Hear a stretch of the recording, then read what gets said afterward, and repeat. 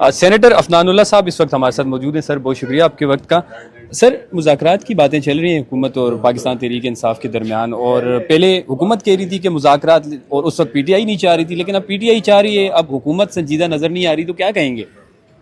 جی بسم اللہ الرحمن الرحیم. دیکھیں حکومت بہت سنجیدہ ہے اس معاملے پہ، لیکن کیونکہ بار بار یہ بات ہوئی ہے، سالوں سے چل رہی ہے کہ جی مذاکرات ہونے چاہیے، لیکن ہوتا یہ ہے کہ جب کبھی مذاکرات ہوئے بھی ہیں نا تو وہ اس کو سیبوٹاج کیا گیا. مثال کے طور پہ آپ کو یاد ہوگا کہ وہ سپریم کورٹ کی ججمنٹ تھی کہ جی 3 مہینے بعد الیکشن کرائیں 2022 میں 15 مئی کو.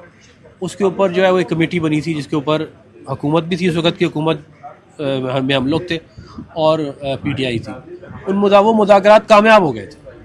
اس میں 15 جولائی کی ڈیٹ طے ہو گئی تھی کہ ہم اسمبلیاں توڑ دیں گے اور الیکشن میں چلے جائیں گے. اس کو سیبوٹاج کیا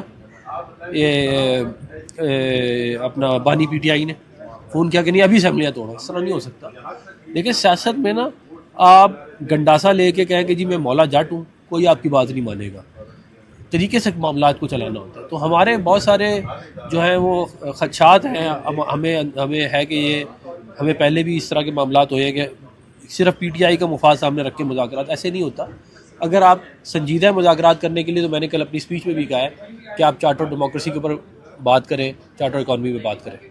اچھا سر، مجھے یہ بھی بتائیں کہ حکومت کا یہ موقف تھا کہ گولیاں نہیں چلائی گئی، جو احتجاج تھا پی ٹی آئی کا، اور کل آپ نے سینیٹ کے اندر بھی آپ نے کہا ہے کہ پی ٹی آئی کے لوگوں کے اوپر گولیاں چلائی گئی ہیں، جس کا مجھے بےحد افسوس ہے. سر اس کے بارے میں کیا کہیں گے؟ دیکھیں اگر آپ میری پوری اسپیچ سنیں نا تو اس کے اندر میں یہ کہہ رہا ہوں کہ آپ یہ کہتے ہیں کہ گولی چلی. اگر آپ نے میری اسپیچ سنی ہے تو میں نے کہا ہے کہ میں آپ کی بات لے رہا ہوں کہ آپ یہ کہتے ہیں گولی چلی. تو اگر آپ یہ کہتے ہیں گولی چلی تو پھر اس کے بعد میں نے یہ بات کی ہے. یہ ہائپوتھیٹیکل ہے، یہ میں نہیں کہہ رہا، یہ میں ان کی بات لے کے اس کو آگے کوٹ کر رہا ہوں. اچھا یہ بتا دیں کہ پی ٹی آئی اور اسٹیبلشمنٹ کے درمیان سیز فائر ہونا چاہیے، کیا سمجھتے ہیں آپ ایز اے سیاسی ورکر؟ دیکھیں ایز اے پولیٹیکل ورکر تو پی ٹی آئی کو یہ بات کرنی نہیں چاہیے کہ ہمیں اسٹیبلشمنٹ سے بات کرنی ہے. پاکستان کی تاریخ میں سیاستدانوں نے بہت بڑی بڑی قربانیاں دی ہیں اور بہت بڑے بڑے کارنامے انجام دیے ہیں، لیکن وہ اس طرح نہیں ہوتا کہ آپ کہیں جی میں نے اسٹیبلشمنٹ سے اے آر ڈی جب بنی ہے تو اسٹیبلشمنٹ سے بات کر کے تو نہیں بنی تھی نا. چارٹر اور ڈیموکریسی اسٹیبلشمنٹ سے بات کر کے تو نہیں ہوا تھا نا. بہت سارے اور اس طرح کے معاملات ہیں. تو اگر آپ واقعی چاہتے ہیں ایک لانگ ٹرم سولوشن ہو جس کے اندر جو ہے وہ عوامی مفادات کو سامنے رکھا جائے، تو پھر یہ کام نہیں ہو سکتا کہ آپ کہیں گے جی ہمیں نکال دو، ہمیں وزیر اعظم بنا دو. اس کو کوئی سیریسلی نہیں لے گا.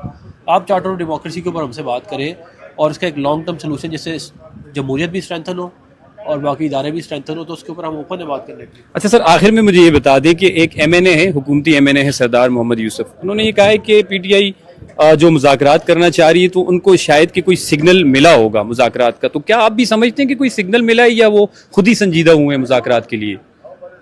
دیکھیں میرا ذاتی طور پر خیال یہ ہے کہ مختلف معاملات ہیں جس کا وجہ سے یہ انہوں نے ڈیسیجن لیا ہے.